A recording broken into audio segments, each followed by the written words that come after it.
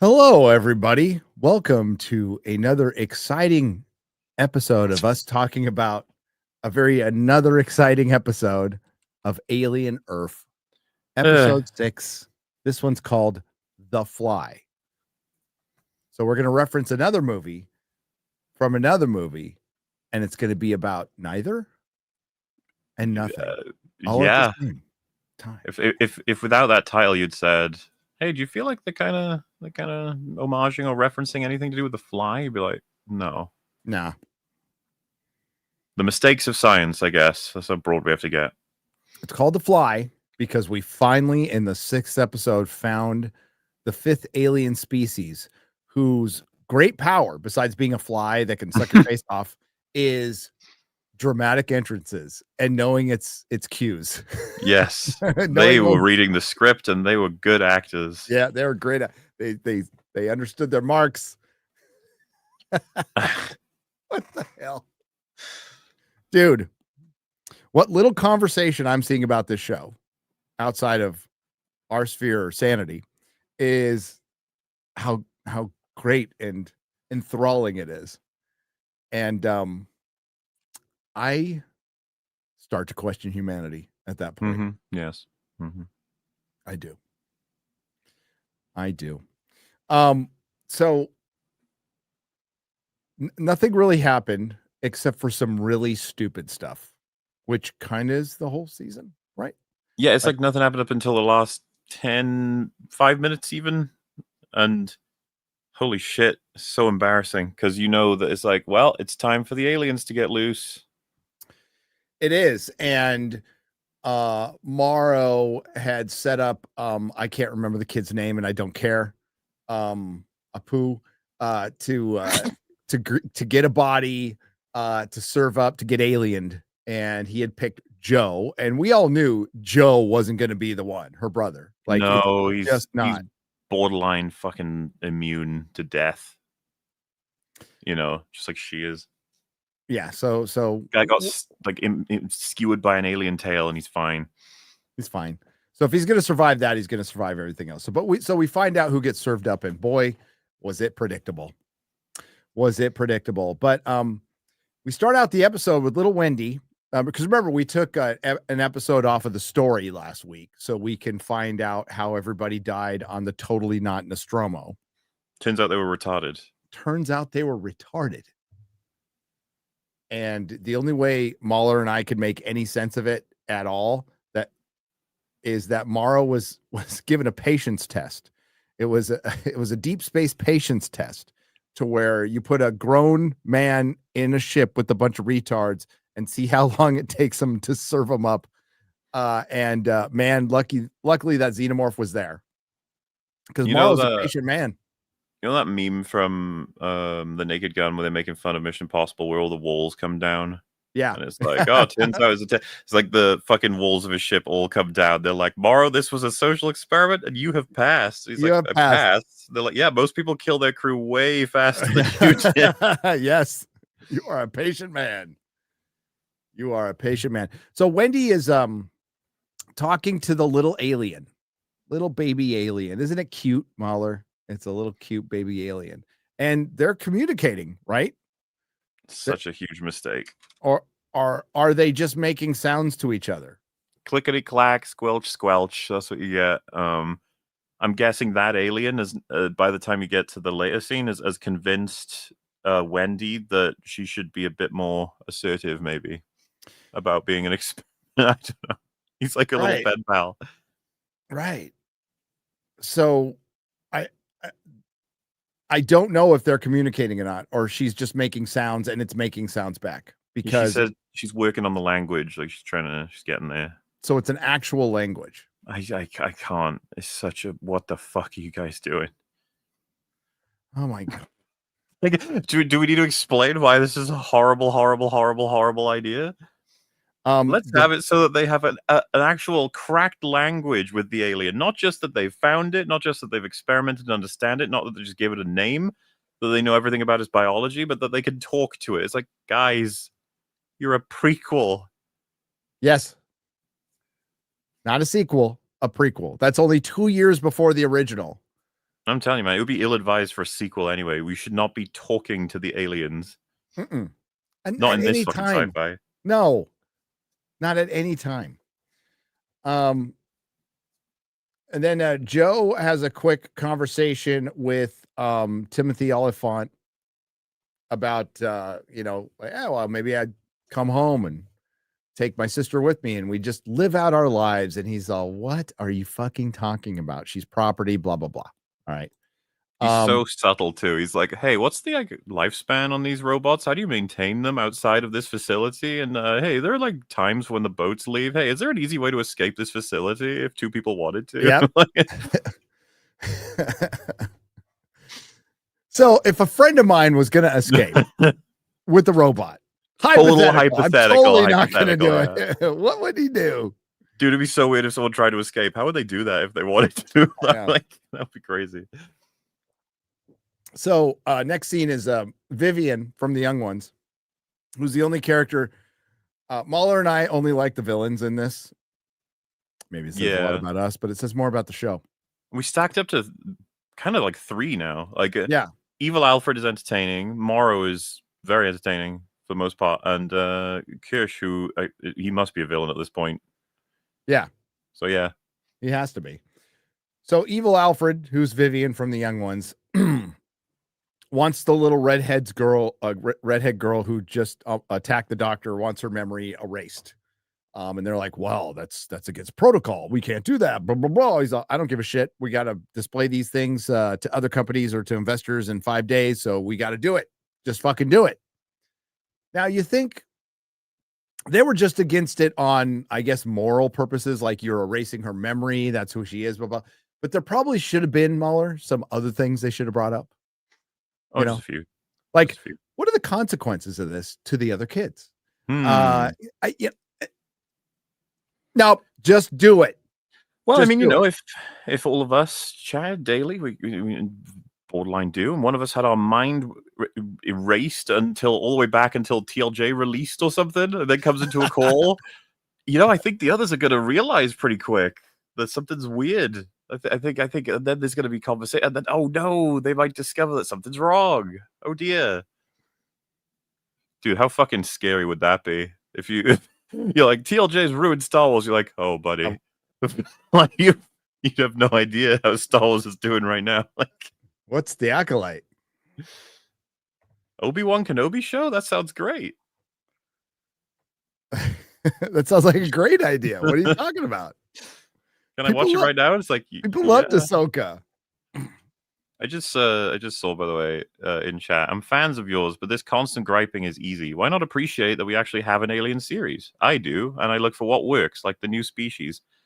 I don't really believe much works about this, honestly, and I would prefer that we stop. I think someone said, like, what would you do if you had the power to make an alien thing? I'm like, well, if I had the power, I think even Drinko, I was talking to him about it, is like, I'd rather we just stop it for now. But if you were forced to make something, then sure, we can try and come up with something. But this was a horribly ill-conceived idea. I think when the trailer came out, we were like, Alien Earth? It can't be on Earth. Like, the timeline doesn't work already. And then that's before we found out about the hybrids, the synthetics, all that shit, and then the studying the alien, and everything since. It's just been a cascade of like, wow, this person knows nothing about the alien world, knows nothing about like the value of the alien as a creature and what kind of suspense and atmosphere it creates. It's not taking advantage of that at all. Remember we haven't had this for a while now, but the alien doing its crazy, like, I'm going to kill everything and run around screaming and attack everyone shtick, which is just like not alien at all. And then just the immense lack of characterization has been shocking. And then the choice to have your main characters be not just children, right? Because there are films that have child characters that are very interesting to watch, experience different things.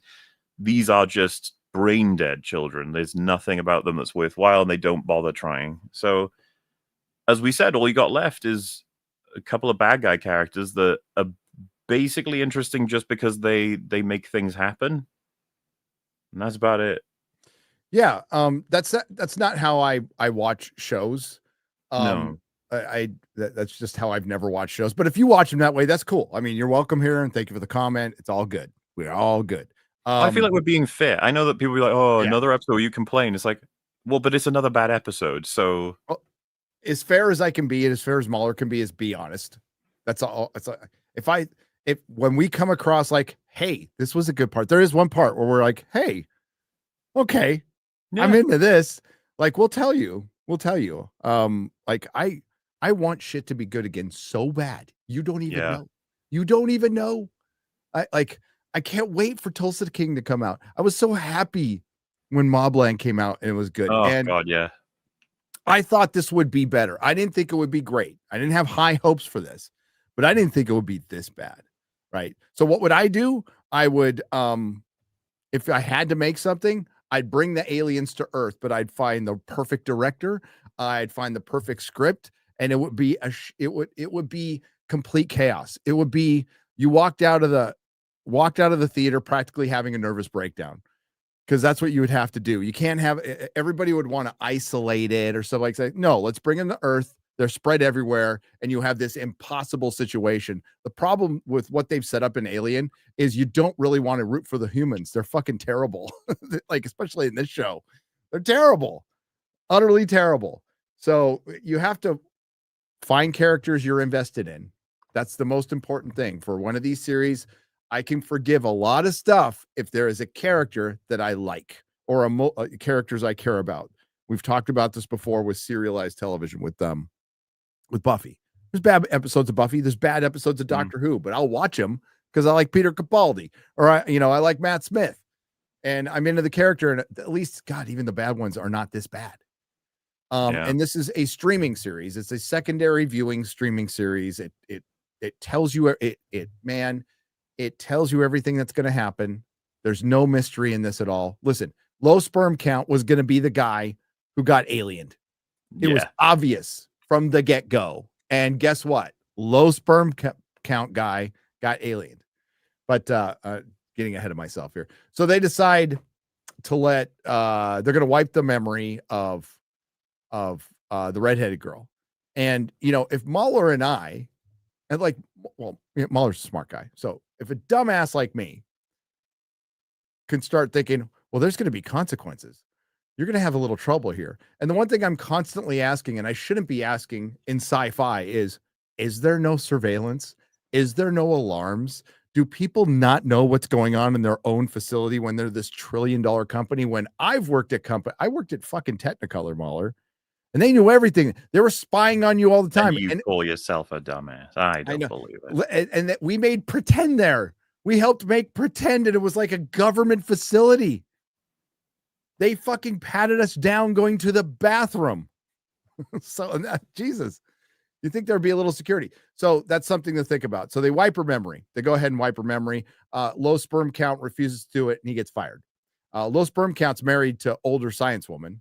Well, I don't know why they hired low sperm count. He's clearly like ethically not in sync with the company at all. And it's kind of funny to see him be like, whoa, you can't just erase a robot's memory. That's borderline like killing a person. I was just sort of sitting there like, yeah. Have you guys not discussed any of the ethics for this up to this point? If you at all. So do they have backups for these memories? They must. It just feels like, oh, now you're bringing questions of ethics when we're this far in. They're wandering around the facility. We have no idea what any of this means. And you're just now being like, hey, by the way, if we fuck with it, they implant like artificial synthetic hormones to make them experience particular things. They completely manipulate them from start to finish. And now he's like, whoa, now this feels a bit wrong. Just like, bro, the whole fucking thing is wrong. Hence why I'm like, why was this guy even hired if he's got even remotely a backbone? You know, for sci-fi like this, is like you need to hire a bunch of evil scientists, basically. Like that guy in Andor who tortures people with that he just like loved his job. Yeah, absolutely. I hope you find a job as much as he loved his job. Yes. All right, so Wendy and Joe have a quick conversation about aliens and the language, and well, we don't kill things like they do, and Wendy's all the wise 12-year-old's all. Yeah, we do it again with the scene of like there maybe there's not so much difference between you and I aliens, oh wow. I think the show itself is just trying to be like, ultimately, what is the difference between a human a cyborg, a synthetic, a hybrid, or an alien. Really, we're all the same. We're all the same. We're just machines, right? Then we have Boy Cavalier finally having the meeting with the lawyers with Yutani. I forgot her first name, but this fucking scene. Yutani. And this scene, which you mentioned, I mean, you could have had it. I don't know if you needed it in person. And I don't know if you needed it this long. And again, we have a scene that's like, how much did we learn? Well, Whale and Yutani wants their aliens back. Well, we've known that. They're willing to pay $50 billion to get them back immediately. I'll be honest, though, that doesn't mean a lot to us because we have no idea what is a lot in this universe. Yeah. Is 50 billion a lot? I don't know. Remember, he says, like, I'm here to have fast meetings and make trillions. And it's like, so is trillions common or not? Yeah, a trillionaire, I don't know if they give a shit about 50 billion, but I was going to say, I think some people don't even conceptualize how much a trillion is. It's a lot. A lot. It's a lot. It's a lot. So her being like 50, which you could argue is like, well, he didn't even care about the billions at all. It was all about, he was delaying them the whole time anyway. And it's like, sure. But we knew all of this from the call they had in a few episodes back. Yeah. We got all this. We don't need this. So nothing was resolved. I mean, they're going to get back to aliens after the 6-week quarantine, and Boy Cavalier wasn't going to budge. And why would he? He brought up that your ship crashed. He also said it might have been on purpose. Your guy might have been drunk. Well, it kind of was on purpose. I don't think they purposely, well, maybe they did. We don't know that. It's mystery box. But purposefully crashed it into his city. So they're going to have to, Yutani's going to have to infiltrate. They're going to have to go ahead and use the asset, which is the kid.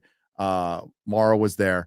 And then we get an elevator scene, and we get Kirsch. Is that his name? Yeah. And Marrow. And it's like, all right, that was the scene. We're like, cool. These two guys together. Something. Yeah. Yes. Let's go. They're basically shitting on each other for their nature, which I was like, cool. That's something. Yep. It's like, you're a shitty old model. And he's like, and you're an imperfect human body with slight like alterations, but you'll never be better than that. Yeah. It's kind of fun to hear a human shitting on a robot for being an old model while the robot is like, you're the human model. So that's even shittier. Yeah. And then Marrow goes, my favorite part of killing synths is they don't feel pain. And Kirsch hits back with, well, you think that would be the best part? Which is some fun. Yeah. Yeah. Like, the only tweak I would have liked, like I said, is like if Kirsch had said that's what he enjoys. Yeah. Is the pain. And then I just think that would be a nice dark line, It would be. And then called him a poo-poo face. Poo-poo face. Call him a dingbat. Yep. What did you call? What was your insult today? A Willy something? Thunder Wally. Thunder Wally. Diuretic Thunder Wally. Diuretic Thunder Wally. You should have called him that. What you will. But yeah, like more scenes with the adults, basically. Be great. Well, yeah, that's because you're right. That is probably the one scene in a long time where I was like, ooh. And then we go back to the ginger kid. Yeah. And then Marrow does something really fucking dumb at the end. Oh, goes, yeah. I'll be seeing you soon. And it's like, you got an asset right now, and you just gave him a tell. Now, obviously, Kirsch has his own agenda, which we'll get to. And maybe he does work for Yutani. Who knows? At this point. So they have their little argument. That was the best scene in there. And then they're wiping the memory from redheaded stepchild. And we're seeing basically the first 3 episodes. And she gets her memory wiped. And Science Lady feels super duper bad about it. And then first thing, man. It's so funny. They just hard cut to like, well, because it was what Gary was saying earlier, right? Like, okay, the problem you'll face with this is that if you go back to the pool of children, she and they will eventually figure out their memories are no longer compatible. Something's going on. Someone's memory has been wiped. And then they'll probably react pretty badly to that. If anyone found out that you can at will wipe their memory, they're going to get real fucking pissed at you.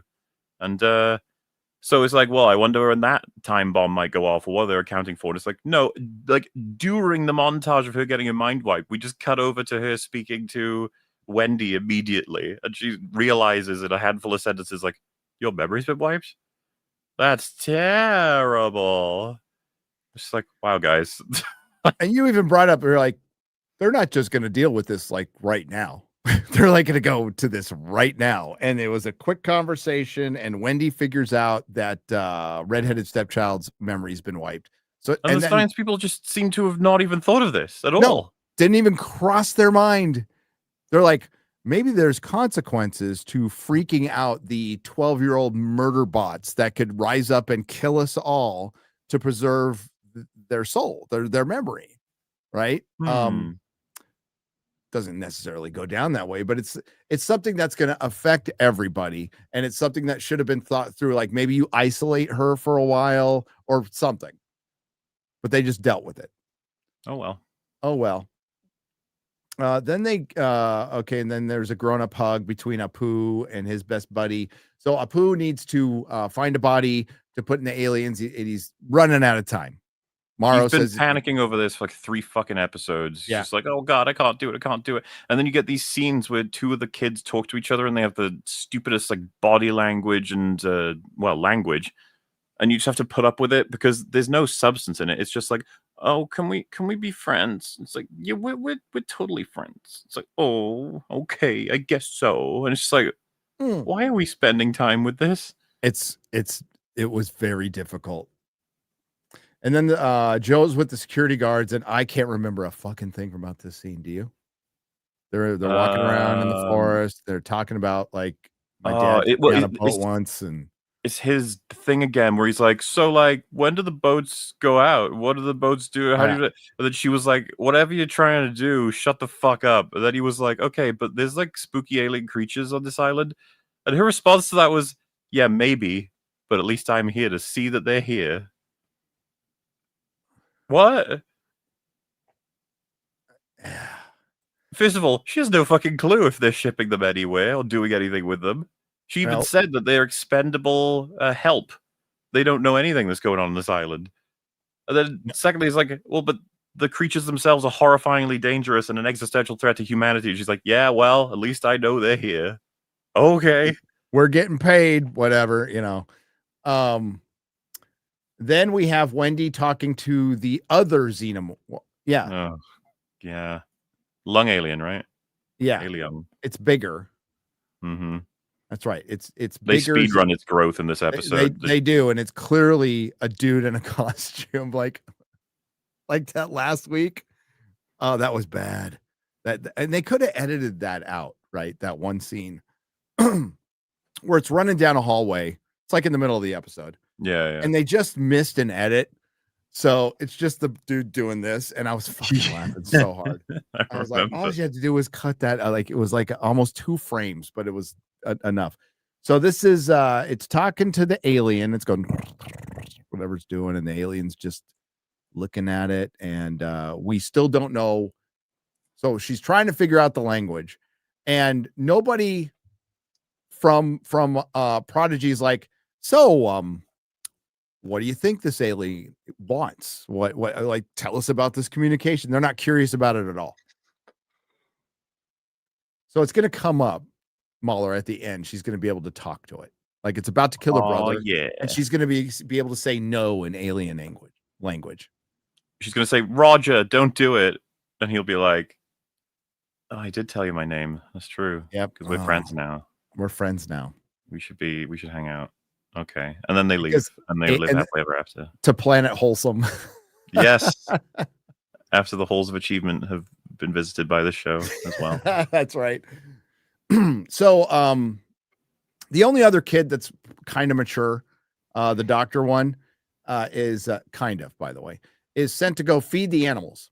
Got to go feed the animals. And MauLer's like, oh, this is where the kid goes in and fucks something up and releases all the animals. And this is where the kid goes in and fucks up and releases some of the animals, or the aliens, I should say. And like, I'm cynical about this with stories, but you can do it. You can figure out a way to do it. But the way that they do it is so awful. They were not even remotely trying. So this is like this is where you need to set parameters, which a conversation could like, and maybe a couple just to get it in, because like this thing is so slow, you do forget things. But they have talked about they implanted personalities, so they feel like they have, emotion, somewhat of emotion. So everything's programmed. And they mentioned earlier that they can program knowledge into these kids. But you can't program in basic common sense for some reason. Why are they the ones doing this job?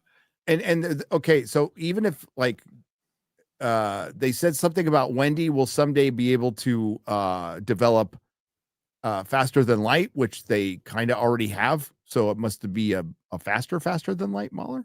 FTL. Yes, FFTL. Well, faster than faster than light. Okay. So whatever, ridiculous speed. And like you could totally explain this. I would like if somebody you just like, no, we can't program in maturity too fast because that would fuck up their development. But we can put in some knowledge, and it has to be done incremental so it doesn't shock the system or something like that. Because the kids are stupid, but there's so much stupidity in this. I almost miss the days of characters being retarded instead of canonically retarded. It's like the writers were like, guys, we got to bake in that they are retarded in universe way ahead of time so that we can have our plot. And you're just like, oh, that's pathetic. So he goes in, I don't even know his name and I don't care. So he has to feed the animals, and he feeds the sheep, the eyeball tentacle, who might not be a good guy.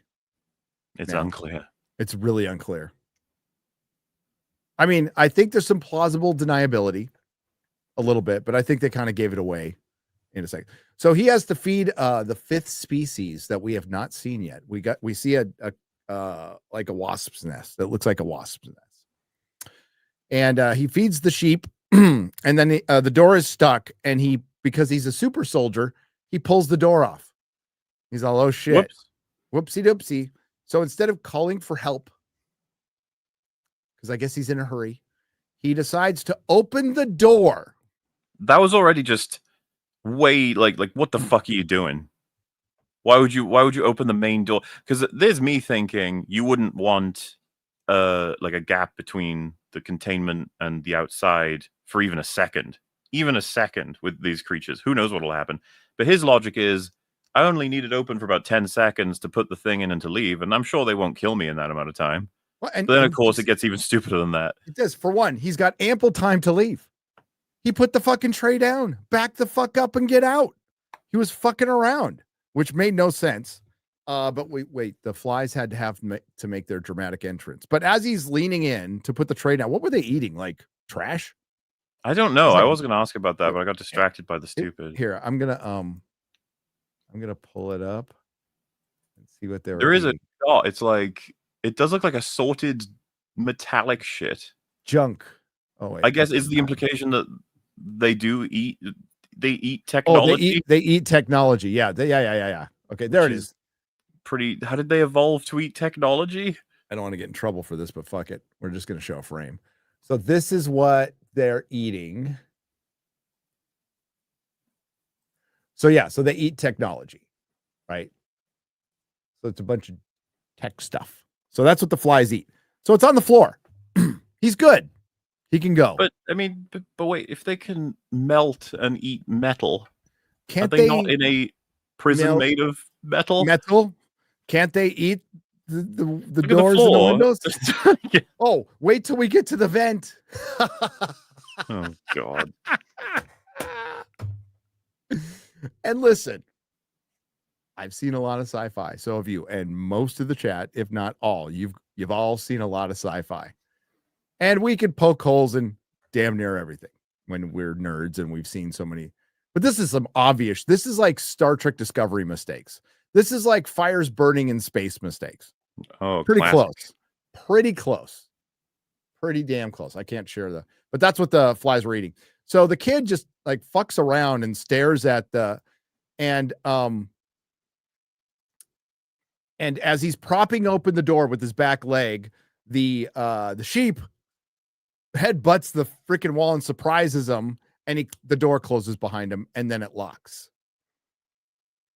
Well, and I think even before it happened, I was like, he's going to end up locked in there, and then he's going to get eaten. That's oh yeah, it was super obvious. That's just what's going to happen, because why not? That's what happened.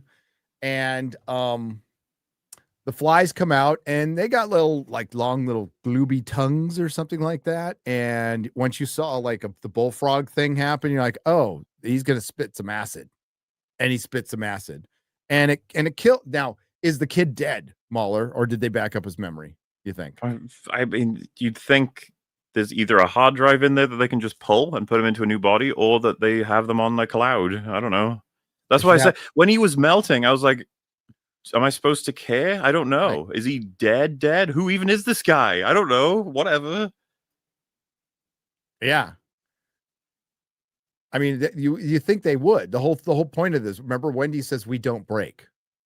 Well, clearly you do. Like, you're still kind of fleshy, right? So the flies eat the face of the kid, right? And it dies. It dies. No alarms. Nobody observes this on any kind of security. Well, maybe one person does, but nobody else does. There is security there. They're on a private island, and they've amped up security, MauLer. Remember, they said that in the lawyer scene. They're like, they've heightened their security over the last 24 hours. They clearly said that. I haven't seen we saw one security guard in this episode, but no alarms, nothing. He's just lying there dead for a long time. Ridiculously long. For a ridiculous. And we're supposed to, okay. So, and then the tentacle eyeball in the sheep just kind of stares. That's what he spends the rest of the episode doing. Just having a look. Just having a look. So, Wendy has a conversation with Science Lady about erasing memory, right? And shame on you. And Science Lady says it's like giving her medicine. And she goes, no, it's bad. Did I pretty much sum that up right? Yeah. Okay. She's all, my name is Marcy, not Wendy. And the whole audience was like, whoa. And then, Science Lady's like, I'm so proud of you. I am such this good person in this hellish environment. So she doesn't want to fix it or whatever. I don't care. It's a boring scene. So, low sperm count guy is backing up his shit. Now, and at this point, we're just like, get the alien on him. Come on. Yep. When's it happening? Yep. I just want to ask, I mean, it's a horrible experience. Have I been trying to think how many times I've been fired? I usually quit before I get fired. I got fired for stealing from a place once. So that was when I was like 17. But like as an adult, I did not get fired from any place. I quit. So even when you quit, for example, like a Technicolor, the minute I turned in my card, I was done, and I had forgotten some stuff in the building, and they're like, we'll get it for you. They won't even escort you in. Like, we'll get it for you. And there's a lot of there's a reason they do that. There's a reason they lay people off of the weekend. You know, there's a reason for it. So they fired him, but they're letting him go through his stuff, and apparently he still has all of his security codes. He can log in and do all kinds of crazy shit because you didn't, like, the minute you fired him, you don't lock him out of the system. Even though the nature of his firing was over an ethical disagreement, meaning he is primed and ready to sabotage you. I'm going to keep that in mind. So he's upset. He's a little upset because he's fired, and he's fired from places much older wife works, and that's whatever. Good for her, getting a low sperm. If you're going to get a younger dude, you want to get one with a kind of a higher. Isn't the whole point to have a higher sperm count? I'm just spitballing here. It's probably a bad decision. I mean, so Joe comes in and goes, hey, dude, what you doing? He's like, I'm totally not leaving and not getting fired. Oh, I'm totally fired. Sorry. Totally fired. So he goes, please tell me, now that you're fired, is my sister safe? And he goes, oh, of course she is. Because so all of a sudden, MauLer, they're observing people now. Yeah, it's crazy. They haven't caught that there's a guy who got killed while feeding all the alien experiments. However, they're definitely watching low sperm count all the time. So prototypes of immortality, MauLer, things you'd probably want to keep an eye on. A little bit. Nah. The prototype for immortality. And you just let one fuck around. I mean, they've already let him go hunt aliens, which is retarded. So that's already established. But you just want to, you have the system, you have cameras everywhere. You probably want to use them. But they must be understaffed or whatever. So, but somebody is observing them now. Did we ever find out who? Was it Kirsch or somebody else? They show them on a screen showing they're being observed, but they don't show you. In theory, someone might watch them at some point. Is that all that means? I don't know. That's what I got out of it. Is like you're either doing something artistic by showing them on a screen, or they are being observed, but you don't want to show them by who. Whatever it is, they're being observed. So, and they know that. So low sperm counts, like, yeah, let me show you Wendy's vitals. They're fine. And this was kind of clever. He's like, but you picked it up. He's like, oh, he's going to type what's really going on. And then he did. So he's like, yeah, you can see the vitals are fine. He types in like, get the fuck out now. Yeah. Take your sister and get the fuck out. You're not safe. Then the next screen, he's like, come over. Here's some additional vitals. And then he types in, take off the hybrid tracker. Yes or no. Oh God. Meaning like tracking the kids throughout the whole facility. You can just turn that on or off with a yes, no, just him. And I know they're trying to stick with like the tech at the time, but it's like DOS, dude. It's like there's just no fucking way he would have the authority to do that. Dude, that took me back seeing that. Yes. And if he did, of course, it would cause an alarm, and it would be like, holy shit, we've lost track of all of the kids. That's terrible. And then what? How difficult is that to put back on? Is it just a yes, no again? Yeah, it must be. So Vivian's can just go yes. Well, that's fixed. That's fixed. Tracker back on. Go. So they took the tracker on, and of course, it's not going to alert anybody. Nope. Okay, if you're a boy genius and you just think you're smarter than everybody, and they're trying to show that, like, Noah Hawley said it and comparing it to Elon Musk. He thinks that basically all these geniuses in Silicon Valley are all ADHD and they're all in Adderall.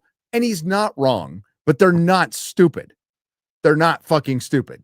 They know exactly what's going on in their building, especially when it's like, I don't know, the most highly sought after proprietary tech of immortality. And then you have somebody else's aliens. But there's nobody in this building at all. So I digress. They Joe now understands that hey, this is a problem and I got to get my sister out of here. And low sperm count helps him. Kind of nice thing to do. As he leaves,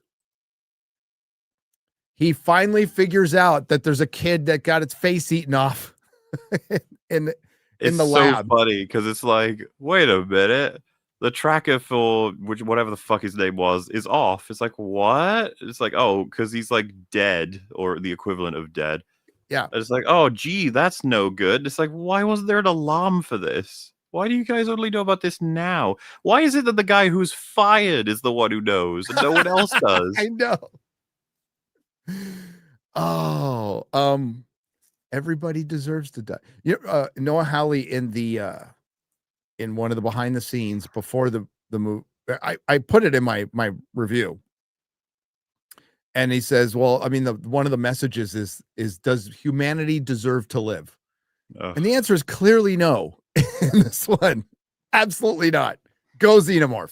So poor lone sperm, like you feel sorry for the guy. And hell, we know the most about him than anybody because he's got a low sperm count. Yeah, it's the most character we've gotten. Yep. So he figures out the kid's there and he's shit. I got to go help him. By the way, Kirsch is the one observing. He's observing, but he's not observing low sperm count. He's observing Apu, who's very, because remember, Kirsch knows that Marrow is talking to him. So he's watching the whole thing play out. So Apu is desperate. And then he's served up a gift. Low sperm count guy. And he's trying to get into a particular room and he can't. And low sperm count guy goes, hey, we need to get in this room. So he gets into the room. And they see the dead kid. And then low sperm count guy does something really fucking stupid. Opens the fucking door to the flies. And then takes a while to get the body out. It's all so fucking awful. No, like, we need to complete the task of someone needs to get a fucking face hugger on their face. How do we do it? And it's like, well, what if he was to walk into the room by his own accord? How do we do that? Well, what if he was the only one to be aware that one of the robots is melted? Well, how do we do that? Well, what if one of the robots was feeding the character, the alien, sorry, and he was an idiot and got melted that same day, that same hour? Oh yeah, that's great. How do we get that? It's like, well, what if he was retarded? And that is at the core of every single tree of decisions that ever happens in this thing. It's like Because you're right. He walks into the room, the two of them, and it's just like, how is this going to go? And you suggested the very best version of this, which is he's behind him as he walks in. You knock him out. You're super strong. You just knock him out, and then unfortunately, by the time he wakes up, he's not going to wake up because that's how it's going to work. You'd have full control, but no. Instead, retard sperm count is like, oh no, face melted man is in the room with the aliens that killed him. I shall open the door to fetch him. It's like, oh, what about the killer aliens? Yeah. What about calling security for help? No, we don't do that. The dude's face is like half off. And he's clearly like, I gotta save you. And he's a robot, okay? Like, so it makes no fucking sense. And he opens the door, and then the flies don't fly out. Nope, they are, for some reason, there's one shot where it shows the nest, and I think they show a little wriggling. But I think that's just to remind us, like, by the way, there are aliens in that room. And you're like, yeah I know. They melted the guy. Like, I got a theory. They were full. Their little tummies were full. They were fine. They didn't need to move. But then, a few seconds later, they don't seem full. They don't. Anyway, they're waiting for their cue. Doing that, the fucking other dude just types into the computer and an alarm raises for him opening the facehugger's door. It's just like, oh, and he takes ages to realize that's happened, to the point where the facehugger's already crawling around the room by the time he realizes that's what's happened. Yep. No alarm anywhere else. Just a little alarm in the room going beep. Our favorite character, Tentacle Boy, is just watching all of this, by the way. It's kind of funny. He's just like, this is a good show. He's probably going, what a bunch of fucking retards. Yeah. And what happens is exactly what you expect to happen. We get fucking 10 minutes of slow shots of where could the facehugger be? I was saying to Gary, no director has improved on this since you get Alien, which did it fucking amazingly. It's the first time you see it, and it's the most mind-blowing. Like, what the hell is that sort of a little rubber thing? Then you get Aliens with when Burke tries to get Newton Ripley. I love that scene. The facehugger in that scene, when you look at the behind the scenes, the amount of techniques they used with the camera to create the puppeteering, because they didn't have CG to use. So and it's just fucking remarkable. It looks amazing. Never been better. Every scene since of a facehugger getting someone has been pretty much the same.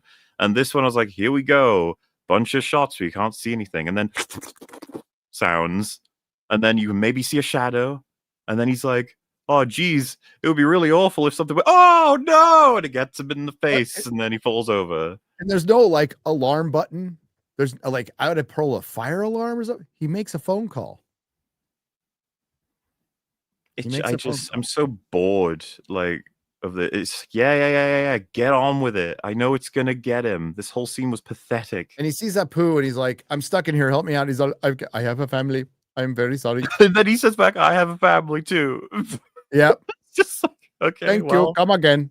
And then like, no, you don't. You have a low sperm count. You have a low sperm count. You ain't got no family. Later, brother. And then you said about the sperm count. The poor alien's gonna have a low sperm count now. It's hereditary. Yeah. He's gonna be alien. He's gonna be a shitty alien. He's not gonna have any friends. What if that actually has an effect on it? He comes out and he's like just this meek little beta alien. I don't want to kill anybody. He's got like an easy target, walks up to them, and then they go, and he goes, what? Yeah. So, yeah, he gets face huggered. Man, if only he'd crawled through the vent. If only he crawled through the vent. Okay, so the flies, doors open, flies have not flown out. Apu goes back in to collect low sperm count, who's now got a facehugger on him. There was a vent the whole time with the huge vent. You borderline standed it. Oh God, yeah. 2.5 by 3 feet by 2.5 by 3 feet easily. Yeah. The thickness of the vent, not even a quarter inch, eighth of an inch. It's video game shit, guys. Like this hugely experimental, quarantine room. It just also happens to have a vent the size of fucking the cosmos, and it leads to the rest of the facility. And it can be kicked, it could be easily kicked open. Never mind that you would probably have safeguards in the lab where you have all the evil aliens. And even if like that lab wasn't built with, they would have built them in if they were smart. But no, we have a little vent. If this was like a 1960s sci-fi show, okay, fine. This is 2025. So, and we've already established that the flies eat metal, right? Or at least melt it. So the flies, Apu is pulling low sperm count through the vent very slowly, and then the flies wait until he's almost in, and they're okay. I think did the director say go now? Yeah. The director said go now, and the flies start flying out towards the vent, and the vent gets closed, and they just give up. Well, Boy Cavalier asks Kirsch if everything's cool. He looks at his iPad, sees he watched the whole thing go down. He's all, it's fine. Everything's fine. So he's either got his own. I think I'm leaning towards a David agenda, like you mentioned early on. Like, yeah, I mean, it could be that he works for. Didn't they mention other companies? Maybe he's actually a guy for it. But like, I don't know. I don't even know what Noah would think is an interesting twist for him at this point. It's like, I don't know. What if it's just a robot seeing an opportunity to have the whole of humanity wiped out, and he's like, I'm seizing it. Yep. Maybe that's it. So he observed it, and then what happens that's it, right? He makes it through the vent. End. Get a little shot at Tentacle Boy being like, haha. Oh yeah. Plans. Yeah, that's right. They stare at staring at Tentacle Boy, like you mentioned that they're trying to allude to the fact that this was all Tentacle Boy's plan. Which is insane. So Tentacle Boy, all he did was headbutt to trick the other robot, and then he casually went back and started eating his food. So my whole good guy theory is out the window, or maybe not. MauLer. We'll see. I think he's a manipulative little bastard, and I think he can. They kind of alluded to the fact, and this would be cool if they stuck with it. If he stares at you too long, like he can get in your head. They kind of alluded that with science doctor lady who got killed last week, and then a little bit with redheaded stepchild. Like it fucks with your head a little bit. That's the end of the episode. Yeah, so just another banger, obviously. We're getting to we've basically completed the full formula of alien projects, which is grab things, interact with things, and then be retarded, and then it kills all of us. That's just how it goes. They don't know how to make smart characters in this fucking universe anymore. Don't. You remember when Hicks said, "We'll nuke from orbit. It's the only way to be sure." Yep. I missed that kind of thinking. Yeah. Well, this is even before the Dark Horse comics came out. I remember getting out of Aliens, and me and my friends at the time maybe smoked a couple of bowls, really fucking blown away by this movie. Like, wow, they really did something. They took a horror film and they made it an action horror film. They leveled it up. It's a guy from Terminator. This was fucking awesome, man. This is great. What do they do next? And we all said they go to Earth. And it should be pure chaos and death, and it'd be amazing. And it never happened. Instead, they make it a prequel. and they're going to have to explain, and they're going to have to nuke the island, right? That's something like that. Yeah.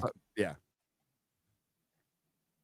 They're going to nuke the island. Oh, so what did somebody say in jest last week?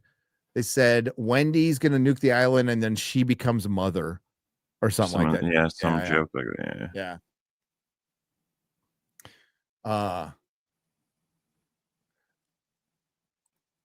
Kirsha. I always mispronounce her name. Krisha, is it Kirsha? The VTuber, is it Kirsha? Or Krisha? I'm not 100%. I always get it wrong, and like I follow her on Twitter, and she's funny. She's really good. Mm-hmm. I'm just retarded. But how long did it take for people to get Nerdrotic? I mean, Jeremy still can't get it. What does he say? Nerdrotic. He says Nerdrotic. Nerd. I don't know where you get a fucking J or a G. Must be that Alabama education. And I'm not the sharpest tool in the shed. It's Kirsha. Thank you. Very Foxu. Yeah, go follow her on Twitter. She's great. Very funny person. So, there's 2 episodes to go. We are well into the, like, it's very predictable. The aliens are going to get out, and penultimate episode, we're going to lose some more kids, right? We're going to lose some more kids, and it'll end on a cliffhanger, and there'll be some more chaos. They're going to have to wrap up the, I think one episode will focus a little more on Marrow and Kirsch, and maybe more on Wendy. I predict at the end, Wendy's going to talk down the alien. Go, don't do that. Like you said, you know his name. Roger? Is that what you called him? Yeah, sure. Why not? Roger. The alien's name is Roger. They did mention that this one's a male, right? Did they? I think they did. Chat, they're all female at this point. Of the 5 people who watched it, I'm pretty sure they said while she was talking to her, one of the workers there said that the xenomorph is a male. Not sure why. There was some context. I don't care. I don't really care. But yeah, I think she's gonna talk it down, and then they're gonna go back to Planet Wholesome. We'll get a season 2. We're gonna get a season 2 of this. Yeah, I can. Yeah, probably. I mean, did you hear about the sequel to Romulus isn't going to be directed by Alvarez? It's going to be. Oh, it's else. Not. No. He was. You know what? He needs to go do original stuff because I think he's a good director. I just wouldn't have him write anything, but I think he's actually a good director. Mm-hmm. Mm-hmm. Who's directing? Okay. The sequel to the midquel. Or the interquel. So if you make a sequel to a midquel or an interquel, what is it? An intercourse quel? A quel. A quel. How about a culling? A cull. So they're making a sequel to Alien Romulus. Oh yeah, we knew that though. It's just gonna be the exact same shit again.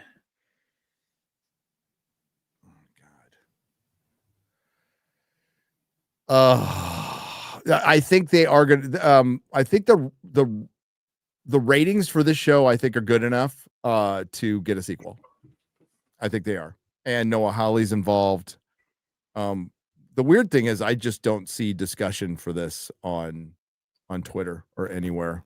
I'm not seeing, not to the stupidity that we see other stuff being shared, like Acolyte and clips. Well, people are discussing Superman more right now than they are this show.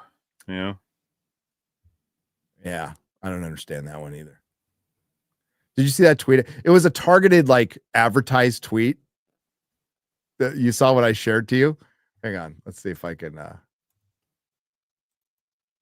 So I guess this is a thing.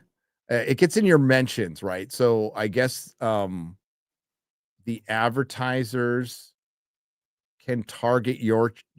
I've seen this before, right? You go in your notifications, and then they fucking. Oh my god, damn it! My DMs are a fucking hot mess. Give me a second. Yeah.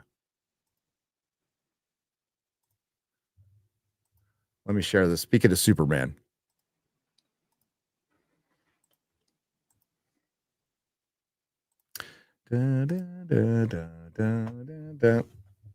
Yeah. So this is some targeted advertising. Like nobody else can see it but me in my notification, but it's at Nerdrotics. You thought your day was full? Try taking on his. Superman is now available on digital. And I'm just like, what the fuck? Yeah. Nice. Yeah, hilarious. Hilarious. So I'm sure you've got, I wonder how much that costs. It's like, fuck off. Fuck off. But if that's how advertising is going to get on fucking Twitter, and I'm going to start seeing it all the time in my notifications, I'm fucking out. I'm done. I'm done. It's bad enough seeing that girl getting killed over and over again, you know? Yeah. Jesus Christ, man. It's fucking horrible. And I can't pronounce her name or I'd say it right now. And we need to do so. Like, it is god awful what happened to that poor woman. But holy shit, I'm seeing it. Like, I just stopped. It's like, it's no fun. And I've seen that stuff in real life. So, you know, I mean, not to the point of death, but close. Here we go, MauLer. You want to go to the people? Sure. Oh, should I also give you my obligatory apology for making you do this? And thank you very much. You are a true friend for sitting through this. And I know I owe you one, buddy. There's no one on earth is watching this show except us, maybe. I owe you one, man. I do. So thank you very much. And thanks, chat. Thank you very much for being here. I really thought this would be more interesting to talk about. I really did. I thought it'd be at least be interesting, right? Gosh damn it. Alex Belfort for $4.99 says, I saw an article where Sigourney Weaver said the series was better than the movie. Ha ha ha. I that's what actors do. They lie. Yeah. They lie professionally. There's no way on God's green earth that Sigourney Weaver thinks the show is better than the movie she was in. I can't. Yeah, I wouldn't. She's spent the majority of her life actually listening to everyone tell her how fucking amazing that film is. I seriously doubt she thinks this show that came out fucking, weeks ago or whatever is better. No way. No. But they're going to be nice, right? And professional. I mean, she's not going to go out going, that was ass. Although honesty from an actor is far more endearing. So, and there are actors out there who go, no, that's total shit. And I respect that. Yeah. I respect that. But Sigourney Weaver seems like a nice woman, Yeah, man. She's in the next Star Wars with Mandalorian and Grogu. Oh, remember when she was in Avatar 3? Oh, remember when she was in The Defenders? That poor lady. Dude, you reminded me of something fucking horrible that I had it's all your fault that I had blocked out of my mind. So, now that we're dealing with we're way past we're going to do a prequel, except this time it's going to be a girl instead of a guy, although the girl's going to do the same fucking thing. We've had so much of that I forgot that this has been going on for a long time. The 2011 The Thing prequel remake, which, I was busy at the comic store, so I'm not surprised. I totally forgot it existed. I watched it day one, and I was very upset, as I expected to be, because I had a feeling, especially from the trailer, that we're never going to be able to pull it off. But you do remember the Thing movie, like it shows there was the team that found it, dug it up, and they all died. So it's like, oh, there is a story there. As to whether anyone should tell it is another question. Sometimes stuff is just put in to add to the original story. And one of the things John Milius taught that really convinced Spielberg when he was distraught over the fucking shark not working in Jaws is he's like, less is more, dude. It's way better. It's exactly how he said it too. That's word for word. But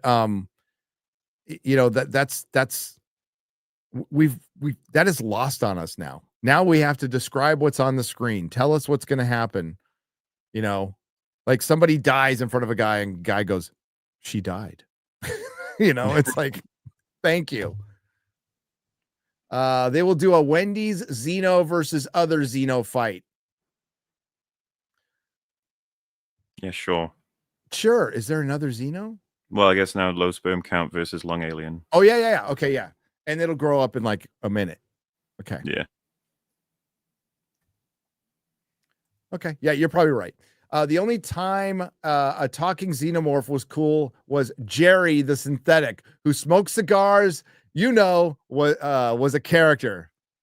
So I was curious about this. This is the comic Alien Stronghold, and I guess I don't know if it was Weyland Yutani or not, but they created a alien synthetic android in order to infiltrate an alien nest. And apparently he talked and smoked a cigar. That sounds fucking awesome. It does that. Dude, the comics were rad. Okay. The comics were rad. I think they've made them all into omnibuses now. But if you went and I hunted, Rob. But if you hunted the comics down, it'd be cheaper than the omnibuses. The back issues aren't worth a bunch. War Dog for $9.99 says, I hope that Predator shows up in the last episode and takes out everyone. I think it would be better than Luke showing up at the end of Mando season 2, which I used to love. And come around on that, huh? A lot of people listen. You get it. Like,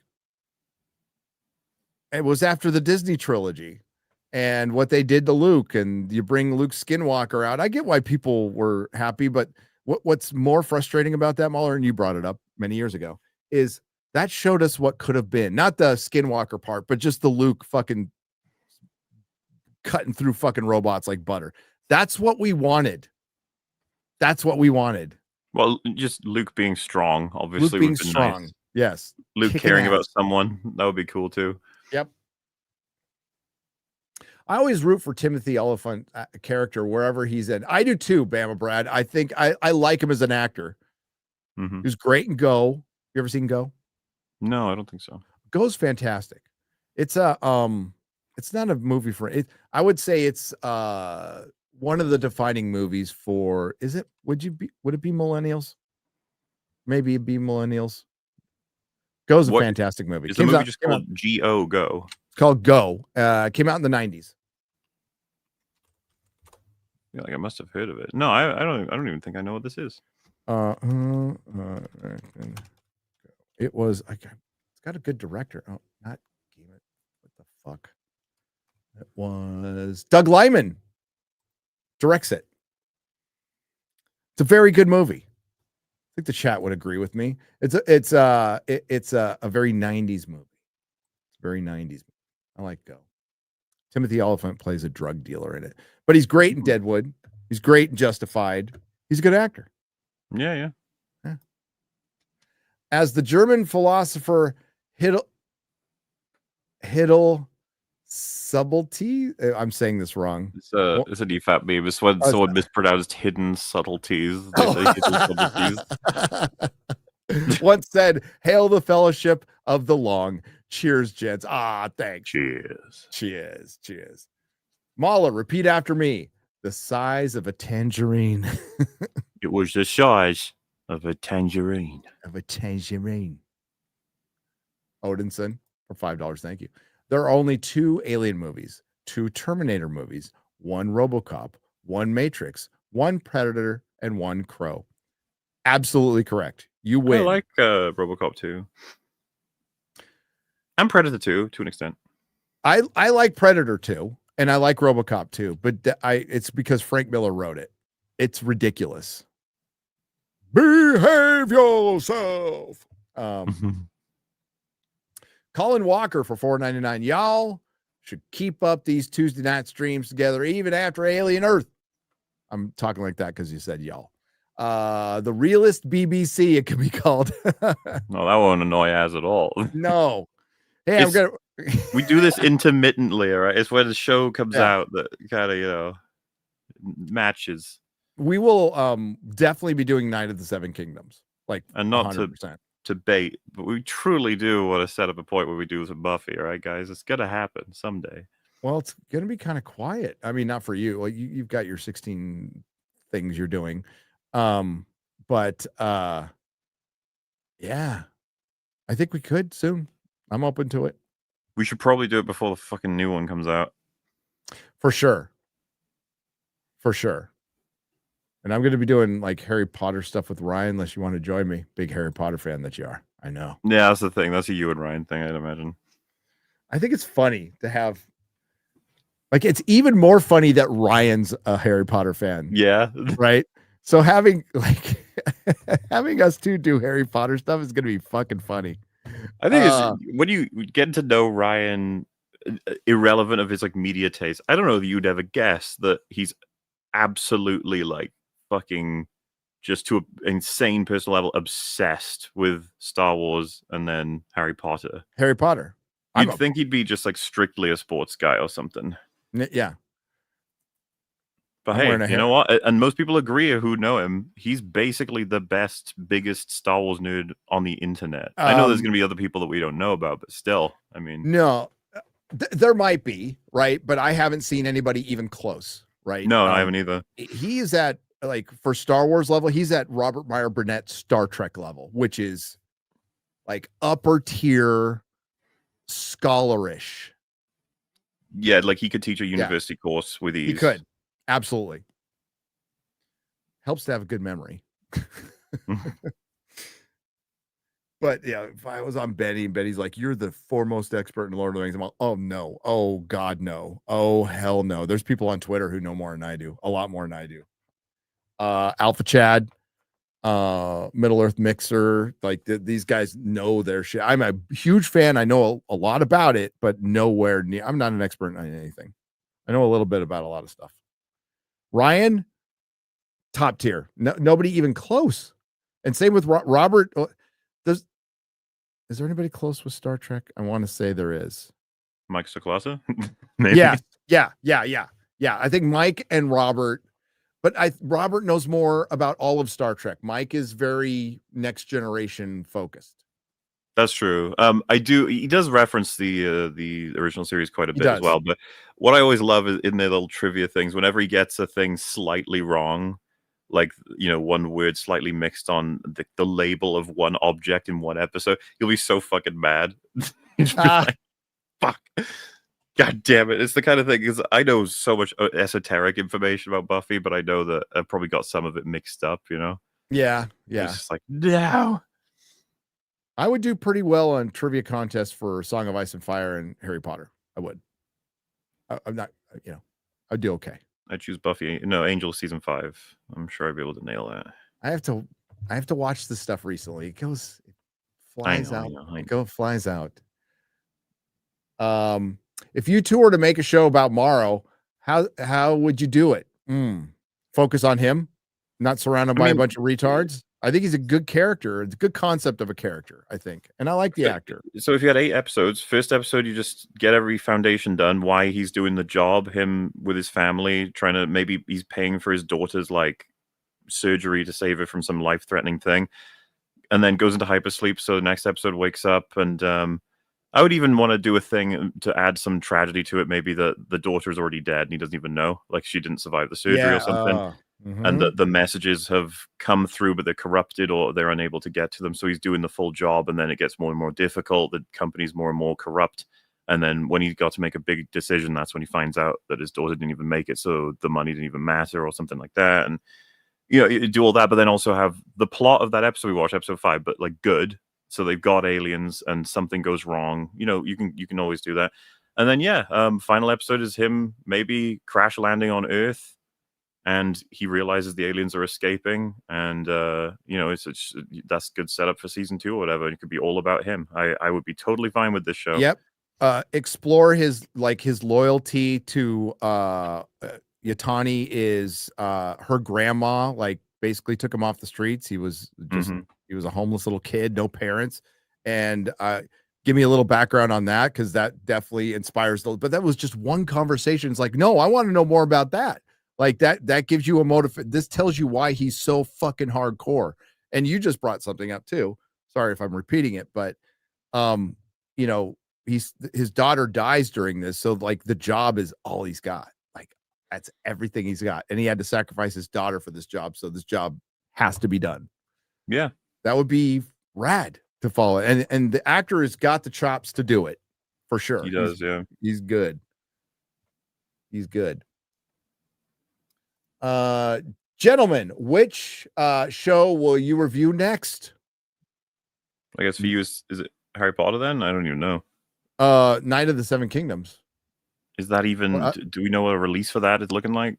They said, okay, they moved it to winter of 2026, which means January, February, or early March. So it's within the first 3 months. Oh, okay. Yeah. Okay. It's not winter like Christmas. No, it's I'll watch early that with winter. you. Yeah. Yeah. So Night of the Seven Kingdoms.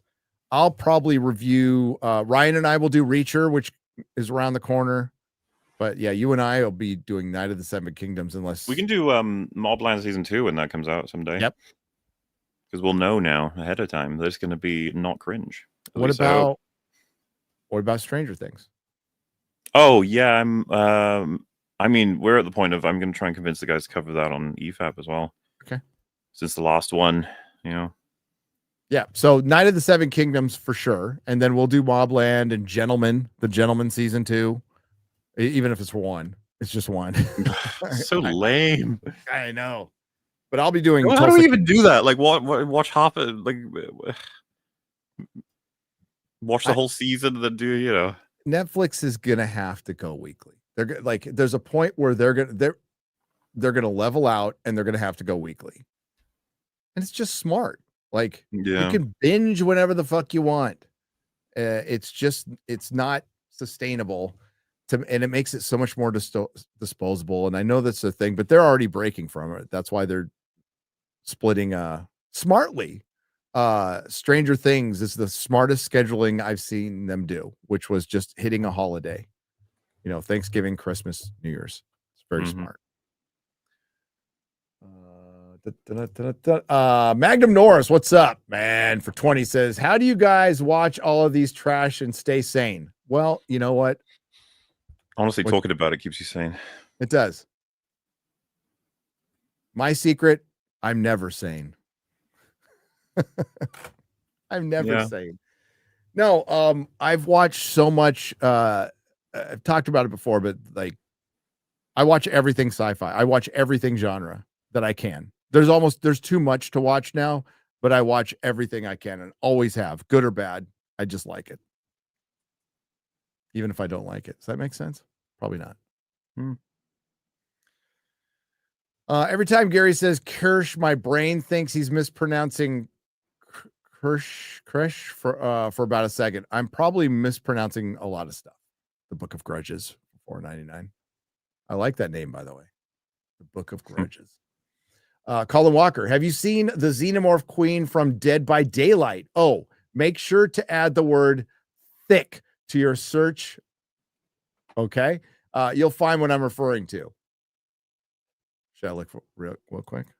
I mean, I played Dead by Daylight as the alien was actually kind of my favorite for a while. I'm assuming it's a skin.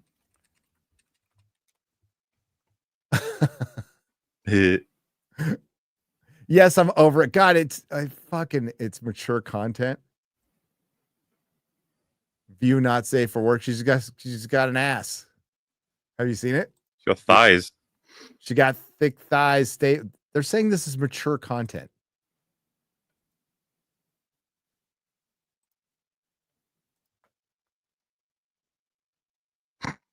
She's just thick. Dude, I love the Alien Queen design. Chat's going wood. I do too.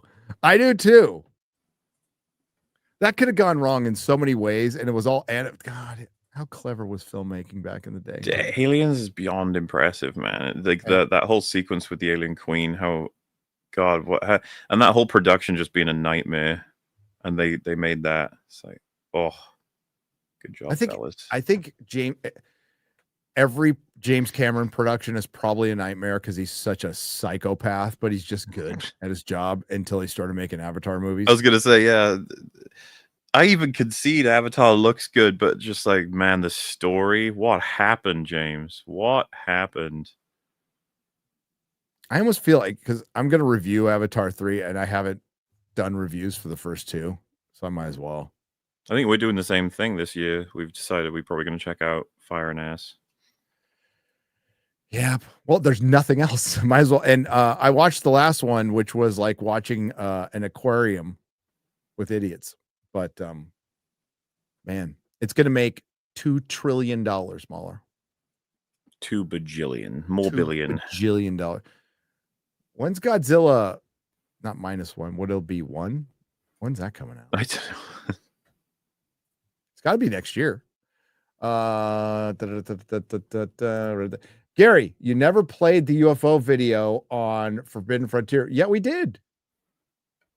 During the they played it on the court during the proceedings. It's I'm going to use the term I hate, but it's wild. It really is. So the UFO is flying out of Yemen, MauLer, and we fire what was the name of that missile? Hellfire missile at it. It hits the UFO and breaks. The fucking missile just bounces off it. So it's either a UFO or we or one of our adversaries has something that Hellfire missiles will just fucking bounce off of, which is insane. And you could see so the thing gets hit, it blobs up, comes back together, and shoots out. And I was like, what the fuck am I watching right now? So somebody I know who's in intelligence was telling me kind of about, I can't say right now, maybe if he lets me. And it's nuts. It's really nuts. But yeah, we did show up, but they kind of look like shit because I don't know, man. Chrome sucks and my internet is fiber and it shouldn't be that bad, but it's all over Twitter, MauLer. I go check it out. Will do. I'd be down to see the thing, Earth. It could definitely be done. The thing Earth would just be Invasion of the Body Snatchers at that point. Yep. Which I'm not against. No, if you're gonna like have a bunch of aliens or the thing on Earth, then just go all out. Don't go like we're in a small town in Alaska. It gets nuked at the end. We're okay. It's all isolated. It's like, no, have them infiltrating cities and pure chaos, and a bunch of people die. And humanity has to rise up and be clever. Missed the stream, was busy watching episode 1 of Firefly. You are forgiven, Snex, because you're watching episode 1 of one of the greatest shows ever made. I saw Batman Forever is out in theaters for a 30th anniversary. Seeing it, MauLer? Gary, do it. I would. I mean, maybe. To be honest with you, like, I've got it on Blu-ray. Sorry, UHD actually. So I'll just watch it at home. Did you hear? Lauren Chan is back on Twitter, and she. Here it is. Is this connected to Batman Forever? No, it's about seeing it on a screen. This is how my mind works. Sorry, I'm a little magpie-ish. But she made a comment about it's better if I go to my replies. Sorry. She was talking about like women can watch stuff on iPads just fine. Right? And dudes. So where she said is a sex difference I have noticed. Women are satisfied watching movies, series on a tablet or a laptop. Anecdotally, I think that's pretty true. Maybe even a phone. It's fine. Whatever will do. Men are not like this. Men will hunt for the biggest screen available. Tiny screens represent defeat and passivity. Discuss. It's not defeat and passivity. It is we want the full experience, right, MauLer? I was gonna say, like, yeah. I've never ever thought of it that way. I just want to see the shit. I want to enjoy it, and obviously there's a size too big. It'll get to that point if you're ever at the front of a fucking cinema, like IMAX. It looks retarded, but there's also way too small. I like there's a Goldilocks, and you want that. No, dudes want Atmos 7.1 or 5.1. That's fine. Okay. Biggest screen possible, best transfer possible, because we want the full experience. And plus, we're supposed to be getting a better experience at home with all these upgrades. It's not for the most part, but we're supposed to be. Like, some stuff looks better than it used to. But it can be a knowledge thing too. Like, no offense to women, but maybe they're not aware of what they're missing when you compare. For example, like I've known people who are like, "There's no difference between 1080p and 4K." It's like, oh shit. All right. Like, if you don't know that, all right. No, we want the full cinematic experience, and plus it's bigger. We're dudes. It's bigger. We want to see a bigger screen. I might be getting a little defensive because I have a 125-inch screen. Too small. But you know who built it for me? My wife, for a birthday present. Well, then there you go. It's a great. That was the greatest present I've ever gotten in my life. But yeah, you know, and my wife will sit down, like watch shit on her fucking tablet when she can sit up in this theater, and she's like, "I'm fine." You could do a review on My Name, LOL, Furious Phil. Does MauLer like K-dramas? I mean, Way if they're better good. than the Squid Game. What's a K-drama? Is that a Korean drama? Yeah, like I said, I'm okay with pretty much anything if it's good. Yeah, I don't like dramas. I won't. It's got to be extraordinary. Like, what's a drama? What's one of your Father?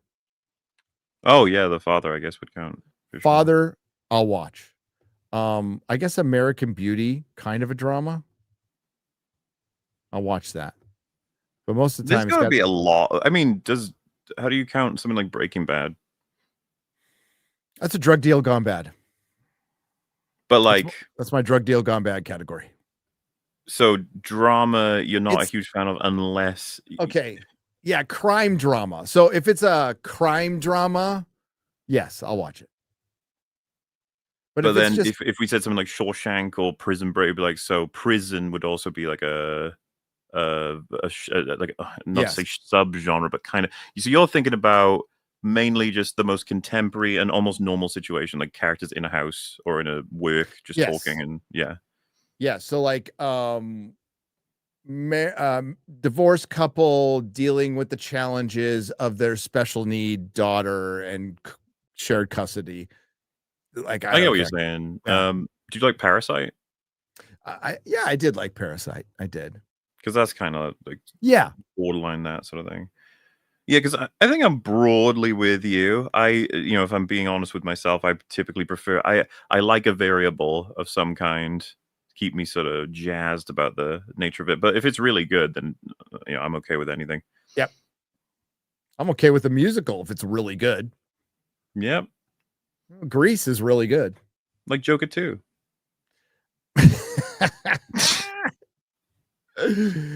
Odinson for $5 says, I hated the Buffy movie, but I found my way back to Buffy because of the Angel show.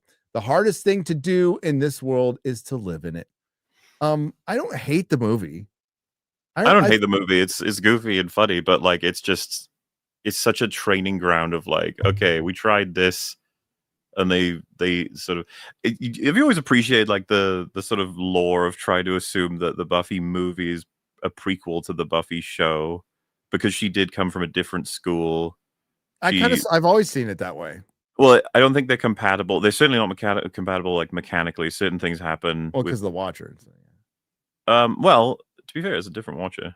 Yeah. And if you remember, the first Watcher that meets Buffy is not Giles. He's like a fat dude. Yeah. And you never find out what happened to that guy. I don't know if that guy is technically supposed to be Donald Sutherland as well. There's some stuff that you can play around with. Yeah.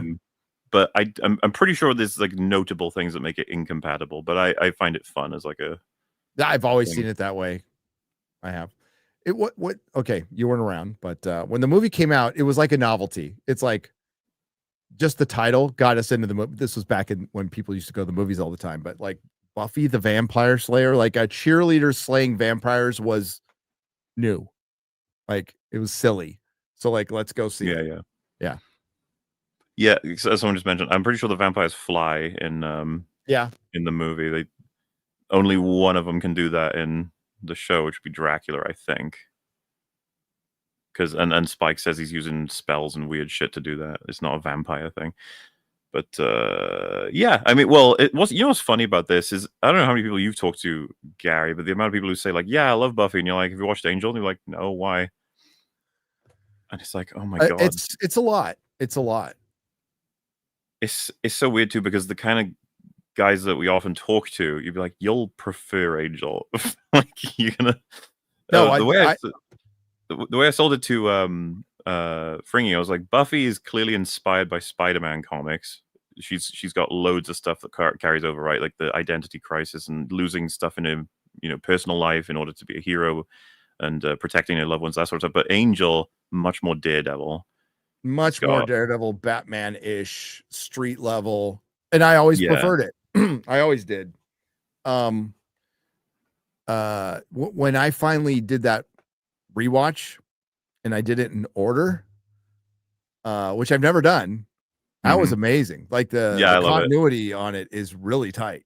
It's like, holy shit, how come I've never watched it like this before? When you get the Faith fucks over Buffy with the body swap, then she goes into Angel and he has the thing with her. Then Buffy comes into Angel to chase Faith and protect Angel, and then he backs Faith because of what she's doing. She goes to jail, and then he kicks Buffy out, and then he feels bad and he comes back into Buffy's show to apologize in pangs, which is just like, fucking hell. Yeah, you miss all of that story if you don't watch it that way.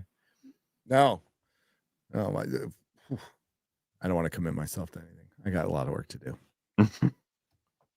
I gave myself a lot of work to do since like there's I know that feeling. Yep. Because there's no movies really coming out till fucking Christmas, except for I think Tron's gonna flop now. You heard it here first. Maybe not. Dude, I just got reminded. Rutger Hauer and Donald Sutherland did the Buffy movie. Isn't that crazy? Yeah, Paul Rubens. Yeah. And didn't Donald Sutherland famously say like he just didn't give a fuck? He didn't understand the movie. Yeah. He was just sort of there. And I remember really liking him when I first saw that as a kid. There's a bunch of old British actors who say that, but they're so fucking good that they're still good. They don't care, but they're still good. Also, there's not British, is he? Oh, did I say? Well, yeah, he's not British. I think of him as a British actor because he's really good. No, so he's one of the rare ones. I was thinking of who's the guy who plays Mance Rayder in Game of Thrones. Kieran Hines or something, right? Yeah, didn't give a fuck, and he was still good. Wait, he didn't give a fuck about Game of Thrones? Like he didn't? Nope, didn't care. Because he was fantastic as Mance Rayder. Didn't fucking care about Harry Potter either. He was like, I didn't give a shit. He was still good in Harry Potter too. Who was he in Harry Potter? Dumbledore's brother. Oh shit, I don't remember that. Yeah. Yeah, man. And also rip Donald Sutherland, of course. R.I.P. His son's a pretty good actor. That Kiefer guy, yeah, I've seen him around. I gotta watch Rome again. Somebody mentioned Rome in the chat. All right. MauLer, you've seen The Glass Worker. It's indie animated movie. No, I haven't. I'll have a look. Take a look.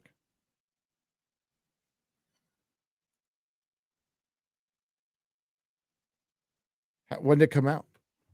2024. The life of a young glassblower in training and his relationships over the years as his land goes through war and strife. Hey, that's one of your dramas for you. Yeah, but it's animated, so I might. Listen, back in my teenage years, anything that was animated, I watched because I just eat some shrooms and have fun. Fuck yeah, dude. Animation's awesome. Oh my god. Animation is like the final bastion of saving certain IPs. You know, me and Drinker have talked about it, but Firefly, that's where Firefly has to go next if ever it lives again. Yeah. And cannot use that cast anymore. They're too old. They're too old, but if you do it in animation, no one will care. They'll sound a bit old, but that's fine. Thing is, it costs too much right now, but I predict very soon animation will not cost as much. They did an animated Babylon 5. It was pretty good. It's pretty good. You could do animate Farscape. You could bring a whole bunch of shows back to life. Dude, Farscape animate that, like, let's crowdfund that. Is anybody dead from Farscape? I hope not. It's a good question. I think a lot of them are still alive. How cool is it? Fucking Drinker talk to Ben Browder. I wonder if is it Wayne Pigram plays or Pygram Scorpius? What's he doing these days? Does he still work? He's still playing creepy characters? He should be. Was 10 he was pound Wayne he doesn't he looks like he Oh yeah, he played Tarkin. He played him for like one scene where he didn't speak. And what is he doing now? Which, by the way, would have been the choice in Rogue One instead of doing CG talking, but whatever. He's not doing much. Let's make it happen. It's just another example. He was so great as Scorpius, and then it's like, what happened since then? It's like, not much. That's how it goes. I remember when it got canceled, and lots of people upset in the store that day. Came in the comic store, fucking pissed. I mean, Farscape was a real fun show. I don't know what else to say.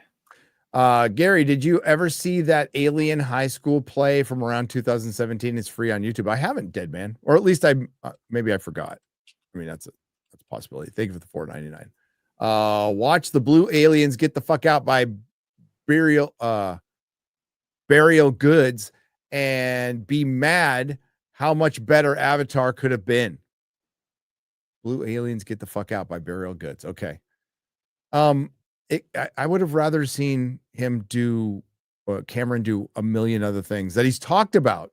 Yeah. Wasn't he originally going to do Alita Battle Angel?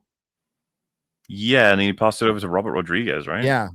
And I liked Alita Battle Angel. I thought it was okay, but yeah, I'd like to see him do that. He was going to do Spider-Man. You ever read that script? I have it. I think I have at some point. Yeah. Fucking terrible. It's fucking terrible. But if he was directing it without writing it, that would have been cool.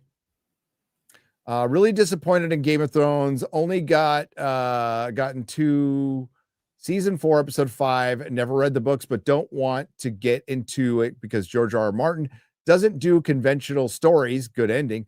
Just have been watching What Ifs. As would hate me because fan fiction. LOL. J kidding. Rebellion. All you're gonna have is what ifs with George R. Martin. Did you have you heard the latest news on his update? What is the latest news? Well, remember a couple years ago he said he was 75% done with The Winds of Winter. He is now 70% done. That's unfortunate, but that's unfortunate. We've lost 5%.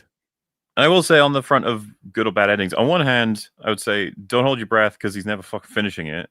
But on the other, I think we all broadly get what the point of A Song of Ice and Fire is going to be, which is that we need to, instead of fighting over petty shit, try and work together to make sure the big things get solved, which is probably how it ends. That's going to be the point.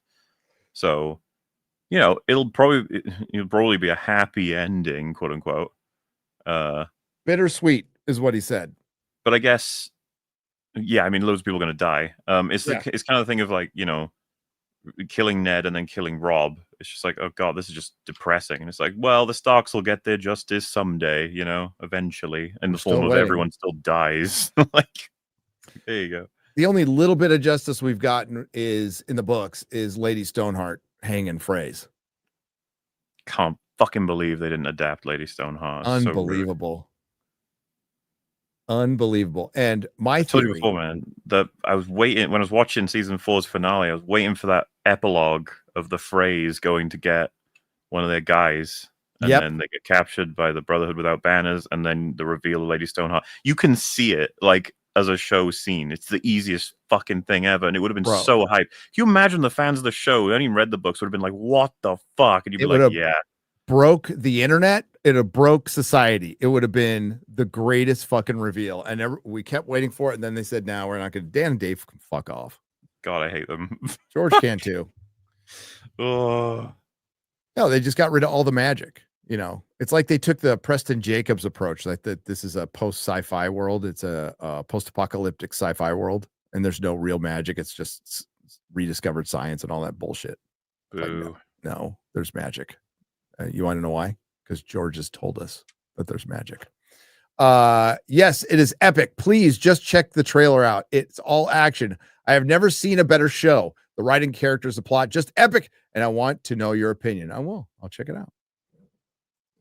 Hell yeah. I like epic. You like epic? I like epic.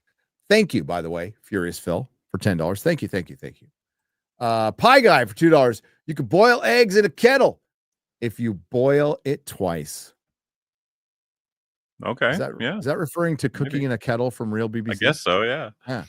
Oh, way to go, Pie Guy. Little lore from earlier today of my lots of streaming today, man. Kazavok Oleg for €10 says the reason I think the AVP movie could still work is because in AVP games it was Space Marines versus aliens versus predators, not just random nobodies.